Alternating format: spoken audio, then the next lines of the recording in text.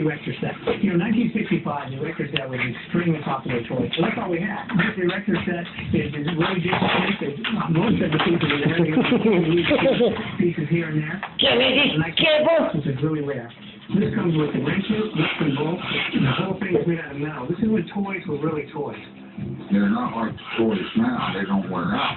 That metal's gonna last forever. Back in the day, me and everybody else bought them for their kids. Kids used to use their imagination. Nowadays, toys are built, painted, and boxed, and they're a bunch of crap.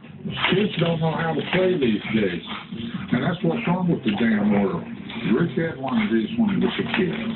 What kind of stuff would you build? You build bridges, you build windows. Don't play mommy. What kind of cars just to play? Is this even safe for kids?